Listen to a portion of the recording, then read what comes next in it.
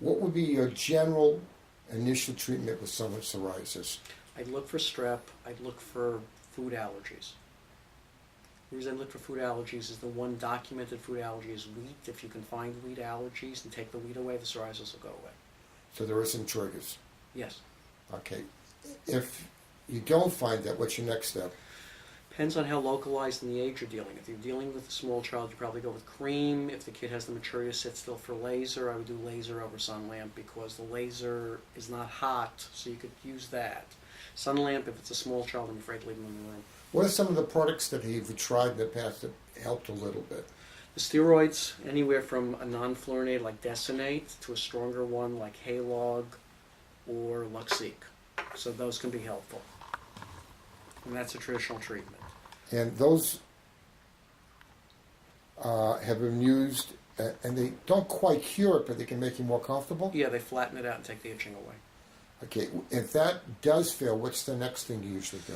If it's an inverse psoriasis in a really sensitive area, like in between the groin or in the armpit, you could go with what's called the calcineurin inhibitors. And those were derived from drugs that that were used for transplants. So Elvidil is one, and the comparative product is protopic ointment. But that would be like the armpits or the groin, where the skin's thinner and you don't want to use a They're not going to cure it, but they can help control it to some They can degree? help control it. Okay, what if that didn't make much of a difference? What would be the next step? You still, in the topical mode, you can use any of a barrier repair creams. Give me an example of a few. Hyalotopic ointment, Elatil, Episerum will make you more comfortable just because they're essentially prescription moisturizers for all practical purposes. Now, if all this didn't Now, get these are great, more commonly used for eczema. okay. The hyalotopic ointment, the Elatone, the Episerum. If for some reason you didn't get controlled, are there anything else you can go to?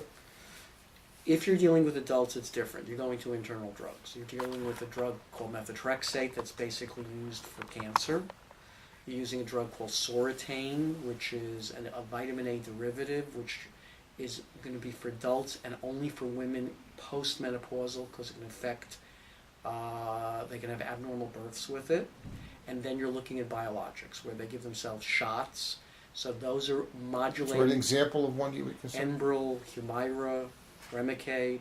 And they're very expensive. They're 25 to 50,000 a year. These things. They're about upwards of 20 grand a year, and they're forever.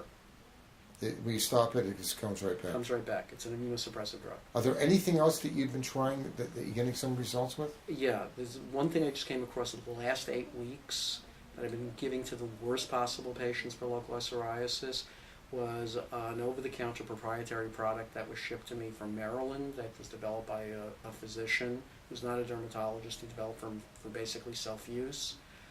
He calls it Soramate, and he has a companion product called Examate.